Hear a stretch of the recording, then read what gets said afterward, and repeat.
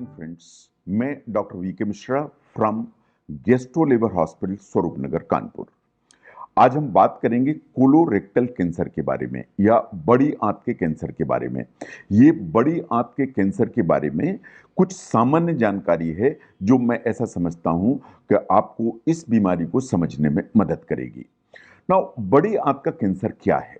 बड़ी आंत का कैंसर या कोलन का कैंसर बेसिकली बड़ी आंत में हो सकता है या रेक्टम या मलाशय में होता है जहां पर लेटन इकट्ठी होती है। बड़ी आंत का जो कैंसर है ये बेसिकली आंत की अंदरूनी जो लाइनिंग है जिसे म्यूकोजा कहते हैं, म्यूकोजा में शुरू होता है। तो म्यूकोजा इज द सीट जहां से बड़ी आंत का कैंसर चालू होगा। ऐसा माना जाता है कि ये महिलाओं में एवं पुरुषों में बराबर संख्या में होता है। ऐसा नहीं है कि बड़ी आंत का कैंसर सिर्फ पुरुषों में होता है। साइंटिफिकली ये मेल एंड फीमेल दोनों में इक्वल है। सबसे अच्छी बात यह है कि अगर बड़ी आंत का कैंसर जल्दी या शुरुआती स्थिति में पहचाना जाता है तो ये 100% क्योर होने की संभावना है। इसका मतलब ये है कि अगर बड़ी आंत का कैंसर शुरुआती में पहचान में आ जाए, उसका ट्रीटमेंट हो जाए, वट एवर इज रिक्वायर्ड, तो उससे 100% छुटकारा पाया जा सकता है। कभी आपने देखा होगा कि आप अगर कोलोनोस्कोपी कराते हैं तो रिपोर्ट आती है कि उसमें एक छोटा सा पॉलिप दिखाई दिया। पॉलिप क्या होता है? पॉलिप बेसिकली जो हमारी बड़ी आंत है उसकी जो अंदरूनी सतह है उसमें एक छोटी सी ग्रोथ होती है या मांस की ग्रोथ कह सकते हैं जिसे पॉलिप कहते हैं। ऐसा माना जाता है कि अगर पॉलिप जल्दी नहीं निकाला जाए, लंबे समय तक रहे, तो उसमें कैंसर होने की जो संभावना है वो काफी बढ़ जाती है। जो पॉलिप्स होते हैं वो दो प्रकार के होते हैं। एक पॉलिप होता है जिसे एडिनोमेटस पॉलिप कहते हैं, दूसरा हाइपरप्लास्टिक पॉलिप कहलाता है। जब हम पॉलिप को निकालते हैं तो उसकी हम बायोप्सी कराते हैं। अगर ये एडिनोमेटस पॉलिप है तो ये बात सही है कि एडिनोमेटस पॉलिप्स के साथ में एक बड़ी आंत के कैंसर होने की जो संभावना है वो हमेशा ज्यादा रहती है। तो अगर आपको पॉलिप है, पॉलिप निकाला गया, वो एडिनोमेटस था, इसका मतलब यह है कि आपको बड़ी आंत की बीच बीच में स्क्रीनिंग कराने की जरूरत है कि कहीं दूसरे पॉलिप तो नहीं बन गए हैं या कहीं बड़ी आंत का कैंसर डेवलप तो नहीं हो गया है। नाउ लाइफ में आपको देखने की जरूरत है कि क्या रिस्क फैक्टर्स हैं जो बड़ी आंत के कैंसर के लिए मददगार हैं। अगर आपकी उम्र 50 साल से ज्यादा है तो आपको जो बड़ी आंत का कैंसर है उसके होने की रिस्क हमेशा ज्यादा है। तो age is one of the factor जिसे आप नकार नहीं सकते। नंबर दो, अगर आपको पॉलिपोसिस जैसी बीमारी है या आपको अल्सरेटिव कोलाइटिस या इंफ्लेमेटरी बाउल डिजीज है, इसमें बड़ी आंत के कैंसर की संभावना हमेशा ज्यादा होती है। इसका मतलब है कि अगर आपको पॉलिपोसिस है या आपको अल्सरेटिव कोलाइटिस है या क्रॉन्स डिजीज जैसी बीमारियां हैं तो आपको अपनी जो बड़ी आंत है उसकी लगातार स्क्रीनिंग कराने की जरूरत है, नहीं तो कैंसर बनने की संभावना ज्यादा है या आप मिस कर जाएंगे कि आपको कैंसर कब डेवलप हुआ। अगर आपकी फैमिली में particularly the first degree relatives, अगर आपकी फैमिली में कोलन या रेक्टम या कोलोरेक्टल कैंसर हुआ है तो यह बात सही है कि अगर फैमिली हिस्ट्री है कोलोरेक्टल कैंसर की तो आपको बड़ी आंत के कैंसर होने की संभावना ज्यादा है। तो अगर फैमिली हिस्ट्री है तो आपको रेगुलर स्क्रीनिंग रिकमेंडेड है। Now there are certain risk factors. विज्ञान ऐसा मानती है कि ये रिस्क फैक्टर्स ऐसे हैं जिन्हें आपको कंट्रोल करने की जरूरत है। अगर आप इन रिस्क फैक्टर को कंट्रोल करके चलेंगे तो बड़ी आंत के कैंसर होने की जो संभावना है वो हमेशा कम हो जाएगी। अगर आप बहुत ज्यादा मात्रा में मीट खाते हैं या प्रोसेस्ड मीट खाते हैं तो आपको बड़ी आंत के कैंसर की संभावना ज्यादा होती है। तो इसलिए अगर आप मीट इस्तेमाल करते हैं तो उसके कंजम्पशन को रिड्यूस करें। विज्ञान ऐसा मानती है कि आपको half KG meat per week से ज्यादा इस्तेमाल नहीं करना चाहिए। मीट जो हाई टेम्परेचर पर कुक्ड है या स्मोक्ड मीट है उसे इस्तेमाल नहीं करना चाहिए। उसमें कुछ केमिकल्स ऐसे डेवलप हो जाते हैं जिससे कि बड़ी आंत के कैंसर होने की संभावना बढ़ जाती है। अगर आपका वेट ज्यादा है, आपको ओबेसिटी है, आपकी जो लाइफस्टाइल ऐसी है कि आपके काम में चलना फिरना कम है या सीडेंटरी है तो आपको बड़े आंत के कैंसर होने की संभावना बढ़ जाती है। अगर आप स्मोकिंग करते हैं, आपका अल्कोहल का यूज हैवी है, ज्यादा अल्कोहल यूज करते हैं रेगुलरली, तो आपको बड़े आंत के कैंसर की संभावना बढ़ जाती है। तो अगर आप देखें ये कुछ ऐसे रिस्क फैक्टर्स हैं जिन्हें आप कंट्रोल कर सकते हैं, जिन्हें आप अवॉइड कर सकते हैं। जो बड़ी आंत के कैंसर की जो रिस्क है उसे आप कम कर सकते हैं। नाउ ऐसे क्या लक्षण हैं जिसे हम बड़ी आंत के कैंसर को पहचान सकते हैं? अनफॉर्चुनेटली जो बड़ी आंत का कैंसर है उसके कोई भी अर्ली वार्निंग साइंस नहीं है। जैसे बड़ी आंत में कैंसर शुरू होता है तो शुरुआती फेज में आपको कुछ भी पता नहीं लगेगा। सबसे बड़ी समस्या यही है। तो यूजुअली जो बड़ी आंत का कैंसर है जब थोड़ा सा आगे बढ़ जाता है या एडवांस्ड हो जाता है तभी ये वास्तव में पहचान में आता है। जब ये बड़ा हो जाता है, एडवांस स्टेज में चला जाता है, तो आपको क्या प्रॉब्लम्स होंगी। आपको बीच बीच में लेटरिन में ब्लड दिखाई देने लगेगा। ये लाल हो सकता है, ये कत्था हो सकता है, ये काला हो सकता है, ये मिक्स होके आ सकता है, ये सेपरेट भी आ सकता है। और जब बड़ा हो जाएगा या गांठ बड़ी हो जाएगी तो आपको बीच बीच में पेट में दर्द भी आना चालू हो जाएगा। ऐसा विज्ञान मानती है कि अगर गांठ आपकी बड़ी आंत में बन रही है जो कैंसर जैसी है तो ऐसा भी होगा कि कभी आपको कॉन्स्टिपेशन हो रहा है, कभी लूज मोशन हो रहे हैं। ये अल्टरनेट डायरिया कॉन्स्टिपेशन जो बड़ी आंत का कैंसर है उसका एक सिम्टम है। या आपको कॉन्स्टिपेशन ही एज सच डेवलप हो सकता है। चूंकि इसमें से खून हल्का सा लीक करता चला जाता है तो आपको धीरे धीरे खून की कमी होने लगेगी, आपको आपका वजन कम होता चला जाएगा और आपको बहुत थकान महसूस होने लगेगी। अगर ये सब लक्षण आ रहे हैं इसका मतलब ये है कि आपकी वो बड़ी आंत की समस्याओं पर ध्यान देने की जरूरत है कि कहीं उसमें कोई कैंसर जैसी चीज डेवलप तो नहीं हो रही है। नो, अगर आपको कैंसर जैसी चीज की शंका है या आपके डॉक्टर को कैंसर जैसी चीज की शंका है कि कहीं आपकी बड़ी आंत में कोई कैंसर तो नहीं है, तो हम क्या करते हैं एक्चुअली। जो स्क्रीनिंग टेस्ट हैं, एक्चुअली ऐसा माना जाता है कि स्क्रीनिंग टेस्ट जो अर्ली डायग्नोसिस है या शुरुआती फेज में इस बीमारी को पकड़ने के लिए सबसे की फैक्टर है। अगर हम वेस्टर्न कंट्रीज में देखें तो 50 साल की उम्र के बाद हर 3 साल 4 साल पर एक स्क्रीनिंग कोलोनोस्कोपी होती है। आपको कोई भी प्रॉब्लम नहीं है तो भी आप कोलोनोस्कोपी की जांच कराइए ताकि शुरुआती फेज में अगर कोई पॉलिप है या शुरुआती फेज में कोई अर्ली कैंसर है तो उसे पकड़ा जा सके। तो screening is one of the very important issue. लेकिन अगर बड़ी आंत के कैंसर को पकड़ना है तो कोलोनोस्कोपी या बड़ी आंत की जो जांच है तो कोलोनोस्कोपी ही गोल्ड स्टैंडर्ड है जो इसे पहचानती है। और अगर पॉलिप उसमें आता है या कोई जो ना छोटी सी गांठ आती है देन इट इज इंपॉर्टेंट कि पॉलिप को निकाला जाए, उसको कट करके निकाला जाए एंड उसकी बायोप्सी कराई जाए ताकि ये क्लियर हो कि ये एडिनोमेटस पॉलिप है या ये हाइपरप्लास्टिक पॉलिप है। अगर जैसे आप जानते हैं कि जो कोलोनोस्कोपी की हम जांच करते हैं उसमें लेटरिन का जो रास्ता है उससे एक दूरबीन पास करके हम पूरी आंत की जांच करते हैं। ये वैसे तो बहुत पेनफुल नहीं है लेकिन हल्का फुल्का डिस्कंफर्ट तो इसमें माना जाता है। बहुत लोग इस तरह की जांचों से डरते भी हैं।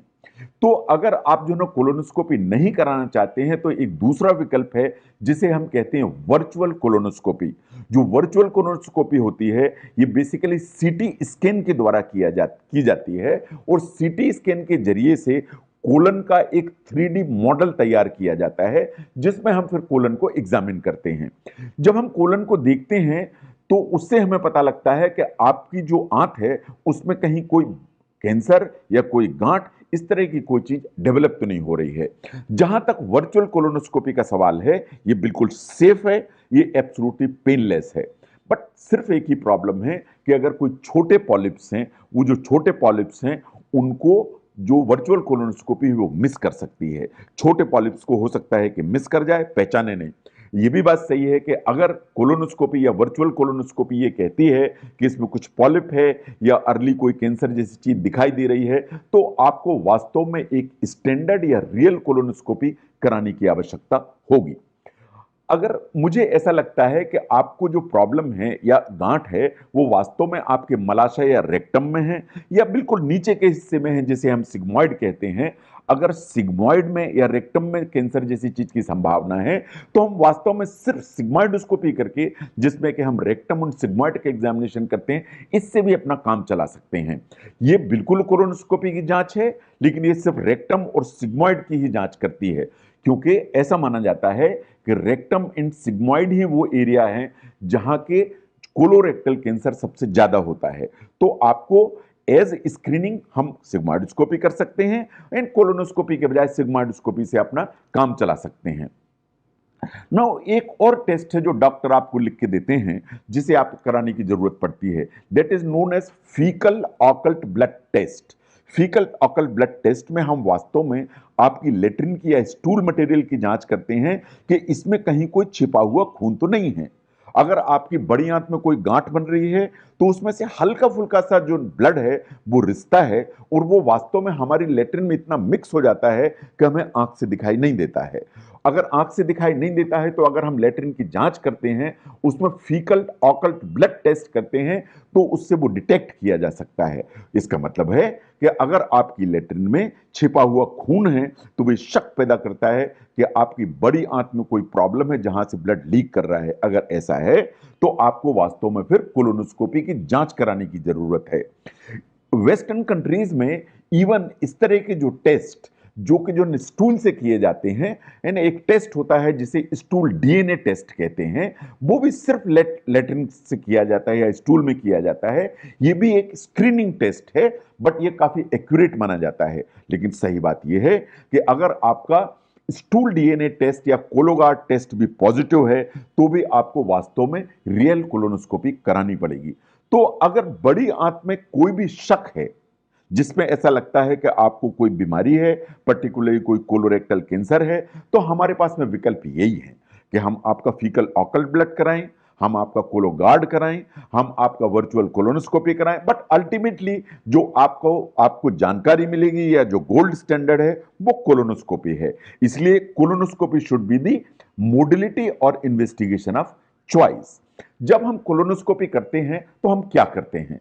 जैसे मैंने कोलोनोस्कोपी की और कोलोनोस्कोपी करने में मुझे ऐसा लगता है कि आपको कोई पॉलिप निकला या आपको कोई गांठ निकली जिसमें मुझे डाउट लगता है कि कहीं कोई कैंसर जैसी चीज तो नहीं है, तो फिर मैं उसकी एक टुकड़ा निकालूंगा या जिसे बायोप्सी कहते हैं, और वो जो बायोप्सी है उसकी फिर हिस्टोपैथोलॉजी कराई जाएगी। वो पैथोलॉजिस्ट के द्वारा जांच की जाएगी कि ये जो टुकड़ा है इसमें कुछ कैंसर या उस तरह की कोई चीज तो नहीं है। ये जो फोटोग्राफ है जो आपके सामने है, इट्स ए बिजी स्लाइड, लेकिन मैं चाहता हूं कि इसे आप ध्यान से देखें और ध्यान से समझें। जो बड़ी आंत का कैंसर है वो वास्तव में इन 4 स्टेजेस में पाया जाता है। जो 4 स्टेजेस के रादर 5 स्टेजेस में पाया जाता है। जो स्टेज 0 है या बिल्कुल शुरुआती स्टेज है, इसमें कैंसर जो हमारी बड़ी आंत है उसकी अंदरूनी सतह में होता है, यानी कि सिर्फ म्यूकोजा की लाइनिंग में होता है। ये सबसे शुरुआती कैंसर है। अगर इससे आगे बढ़ जाता है तो कैंसर जो सरफेस है, सरफेस के अलावा अंदरूनी जो मसल लेयर है उसमें भी चला जाता है। ये स्टेज 2 है। जब स्टेज 3 में पहुंचता है तो ये इनर लेयर, मस्कुलर लेयर और इसके बाहर भी चला जाता है, यानी बड़ी आंत की बाहरी सतह तक पर आ जाता है, जिसे सिरोजा कहते हैं। ये स्टेज 3 है। स्टेज 4 में ये जो कैंसर है ये आपकी जो बड़ी आंत की पूरी वॉल में तो होता ही होता है, साथ में जो लिम्फ नोड्स होते हैं या छोटी छोटी गांठें होती हैं जो बड़ी आंत के रिलेशंस में होती हैं उनमें भी पहुंच जाता है। तो ये स्टेज 4 है। और अगर इस पर भी ध्यान नहीं दिया गया और स्टेज 5 में चला गया तो जो कैंसर है वो बड़ी आंत के अलावा आपकी जो बॉडी है उसके दूसरे ऑर्गन्स में जा सकता है। ये लीवर में जा सकता है, ये लंग्स में जा सकता है, ये दूसरे ऑर्गन्स में जा सकता है। तो अगर ये दूसरे ऑर्गन्स में चला गया तो इसे स्टेज 4 माना जाता है या स्टेज 5 माना जाता है। नाउ स्टेजिंग क्यों इंपॉर्टेंट है? स्टेजिंग इसलिए इंपॉर्टेंट है क्योंकि स्टेजिंग ही वो डिटरमाइन करती है कि आपका क्या ट्रीटमेंट होना चाहिए। नंबर 1, स्टेजिंग ही वो विधा है जो हमें बताती है कि वास्तव में आपका सर्वाइवल रेट इस बीमारी के चलते क्या होगा। हम सर्वाइवल रेट आपको कैसे बताते हैं या कैसे एक्सप्लेन करते हैं? इट ऑल डिपेंड्स अपॉन कि आपकी बीमारी किस स्टेज में पकड़ी गई। जो हम सर्वाइवल रेट किसी भी पेशेंट का जो कोलोरेक्टल कैंसर है उसका डिटरमाइन करते हैं, उसे हम 5 ईयर सर्वाइवल रेट के बारे में बताते हैं कि 5 साल में इस बीमारी से आपकी बिल्कुल ठीक बच निकलने की संभावना कितने प्रतिशत है। विज्ञान ऐसा मानती है कि अगर ये स्टेज 1 में आ गई है बीमारी, दैट मीन्स कि ये जो है ना अंदर की लाइनिंग और मस्कुलर लेयर में है, तो अगर प्रॉपर आप ट्रीटमेंट करें तो 87 to 92% संभावना है कि 5 ईयर जो सर्वाइवल रेट है वुड बी 100%। तो स्टेजिंग इज इंपॉर्टेंट बिकॉज यही डिटरमाइन करती है कि आप इस बीमारी से निकल पाएंगे या इस बीमारी से निकलने में आपको मुश्किल हो जाएगी। नौ बड़ी आंत में कैंसर सामने आया तो क्या ऑपरेशन होना चाहिए? ये बहुत बड़ा प्रश्न है। बहुत लोग ऑपरेशन से घबराते हैं, दूर भागते हैं, लेकिन सच्चाई को समझने की जरूरत है। सर्जरी एक्चुअली विज्ञान की नजर में देखें तो सर्जरी में सबसे ज्यादा क्योर रेट्स हैं। अगर आपको बड़ी आंत में कैंसर है तो सर्जरी ही वो मेथड है जिससे वास्तव में हम ये कह सकते हैं कि आपके 100% ठीक होने की संभावना काफी ज्यादा है। एक्चुअली सर्जन जब ऑपरेट करता है तो सर्जन आंत के उस हिस्से को जिसमें के ये गांठ है या कैंसर है उसे पूरा का पूरा रिमूव कर देता है। इन उतने हिस्से को कट करके रिमूव करने के बाद उसमें एक नया जंक्शन बना देता है तो गांठ पूरी तरह से बाहर आ जाती है। इनफैक्ट अगर सर्जन को लगता है कि आपके आसपास के लिम्फ नोड्स में भी जो है बीमारी फैल गई है तो वो उस लिम्फ नोड को भी निकाल के अलग कर देता है। इसका मतलब बड़ी आंत का हिस्सा भी निकाला जाएगा और आपके लिम्फ नोड्स भी निकाल दिए जाएंगे ताकि कैंसर का ज्यादा से ज्यादा या पूरा का पूरा हिस्सा बाहर किया जा सके। विज्ञान ऐसा भी मानती है कि इवन इफ अगर ये जो बीमारी है दूसरे अंगों में फैल गई है, से फॉर एग्जांपल आपको बड़ी आंत का कैंसर है लेकिन आपके लिवर में भी स्पॉट दिखाई दे रहा है, देखने से लग रहा है कि लिवर में भी कैंसर आ गया है, तो भी विज्ञान ऐसा कहती है कि आप ऑपरेशन कराइए और बड़ी आंत के कैंसर को अलग करिए एंड जो लिवर में फैल गया है हिस्सा उसे सेपरेटली ट्रीट कराइए। तो इन सब के बावजूद भी जो एक क्योर रेट है वो काफी ज्यादा होती है। नाउ अगर आपको जो कैंसर है वो आगे बढ़ गया है जिसे हम कहते हैं एडवांस कैंसर, अगर एडवांस कैंसर हो गया है तो आपके सामने कितने विकल्प हैं, क्या विकल्प है? विकल्प नंबर एक, क्या आपको अकेला ऑपरेशन कराना चाहिए? कभी ऐसा भी होता है कि ऑपरेशन के अलावा कीमोथेरेपी देने की भी जरूरत पड़ जाती है अगर हमें ऐसा लगता है कि ये दूसरे ऑर्गन्स में भी फैली हुई है। But in some select cases even radiotherapy भी ऑफर की जाती है इन पेशेंट्स को। तो आपके पास में जो विकल्प होंगे ऑपरेशन का, आपके पास विकल्प होगा ऑपरेशन और कीमोथेरेपी का, आपके पास विकल्प होगा ऑपरेशन, कीमोथेरेपी एंड रेडियोथेरेपी का। तो तीनों विकल्प आपके सामने ओपन होते हैं ताकि एक हायर जो क्योर रेट है या ज्यादा जो क्योर रेट है उसे अचीव किया जा सके। ना बहुत लोगों को डर लगता है कि हम कीमोथेरेपी तो बर्दाश्त नहीं कर पाएंगे या कीमोथेरेपी से तो हमें प्रॉब्लम हो जाएगी। मैं ऐसा समझता हूं ये बात सही नहीं है। मैं सही नहीं इन द सेंस कि अब जो कीमोथेरेपी की जो दवाइयां आई हैं वो बहुत सुरक्षित हैं, उनमें साइड इफेक्ट्स बहुत कम हैं। एंड मोस्ट कॉमन जो साइड इफेक्ट्स हैं वो इस तरह के होते हैं जैसे जी मिचलाना, उल्टी होना, भूख नहीं लगना। तो बहुत सारी दवाइयां ऐसी हैं जो कीमोथेरेपी के साइड इफेक्ट्स को एकदम कम करके चलती हैं जिससे आप कीमोथेरेपी को ठीक से टॉलरेट कर पाएं। इसका मतलब है कि आपको कीमोथेरेपी से बिल्कुल भी डरने की जरूरत नहीं है। अगर आपको उसकी जरूरत है तो आपके डॉक्टर ऐसे समझते हैं कि आपको कीमोथेरेपी लेनी चाहिए तो मैं आपको सलाह दूंगा कि आपको कीमोथेरेपी लेनी चाहिए। एक और विधि है कि अगर आपका ये जो कैंसर है लीवर के अंदर फैल जाता है, अगर लीवर के अंदर मेटास्टेटिक डिपॉजिट्स हो जाते हैं या लीवर के अंदर डिपॉजिट हो जाता है तो कभी कभी रेडियो फ्रीक्वेंसी एब्लेशन की सलाह दी जाती है। जो रेडियो फ्रीक्वेंसी एब्लेशन में एक्चुअली हम बहुत इंटेंस हीट से एक नीडल पास की जाती है लीवर के उस ट्यूमर के अंदर और उसमें बहुत इंटेंस हीट से उस ट्यूमर टिश्यू को जला दिया जाता है। ये basically CT scan guided procedure है। ये यहां से जो है एक नीडल हम पास करते हैं और उसके द्वारा जो अंदर ट्यूमर होता है लीवर के अंदर उसको इंटेंस हीट के द्वारा जला दिया जाता है। पर्टिकुलरली ट्यूमर्स जो सर्जिकली रिमूव नहीं हो सकते हैं लीवर के अंदर हैं उन्हें रेडियो फ्रीक्वेंसी एब्लेशन द्वारा हमेशा मैनेज किया जाता है। और एक बार रेडियो फ्रीक्वेंसी एब्लेशन आपका कराया गया और अगर आपको जरूरत पड़ती है तो आपका डॉक्टर आपको कीमोथेरेपी भी एडवाइज कर सकता है। इसका मतलब यह है कि अगर आपको बड़ी आंत में कैंसर है और लीवर के अंदर भी डिपॉजिट है तो क्या विकल्प होगा? एक विकल्प होगा कि आप ऑपरेशन कराएं, बड़ी आंत का कैंसर अलग हो गया प्लस जो लीवर का जो पोर्शन है कैंसर वाला वो भी ऑपरेशन से अलग कर दिया गया, नंबर वन। नंबर टू, बड़ी आंत का जो कैंसर है वो ऑपरेट करके अलग किया गया और जो लीवर के अंदर जो कैंसर का एरिया है उसमें आपको रेडियो फ्रीक्वेंसी एब्लेशन से उसको बर्न किया गया और उसके बाद उसमें कीमोथेरेपी भी दी जा सकती है। तो ये दोनों विकल्प आपके साथ में होते हैं। नाउ अगर बड़ी आंत के कैंसर से बचना है तो मैं आपको क्या सलाह दूंगा? आपको एक्चुअली काफी न्यूट्रिशियस प्लांट बेस्ड डाइट पर डिपेंडेंट होना चाहिए। अगर आप न्यूट्रिशियस एवं प्लांट बेस्ड डाइट लेते हैं तो कोलोरेक्टल या बड़ी आंत के कैंसर होने की संभावना हमेशा कम हो जाती है। आपको एक्सरसाइज रेगुलर करना चाहिए ताकि आपका बॉडी का वेट ठीक रहे, बहुत ओबेसिटी ना हो, उससे कैंसर की संभावना कम होगी। आपको अपना फैट इंटेक रिड्यूस करके रखना चाहिए बिकॉज जो एक ऑप्टिमम बॉडी वेट है वो कैंसर से बचने में काफी मदद करता है। जो भी ऐसी प्लांट बेस्ड डाइट्स हैं, जैसे वेजिटेबल्स हैं, फ्रूट्स हैं, होल ग्रेन्स हैं, वो हमेशा आपको मदद करते हैं इस बीमारी से लड़ने में और इस बीमारी से बचने में। आपको अपना डिपेंडेंस जो मीट है या हाई स्मोकी मीट है उस पर कम करने की जरूरत है।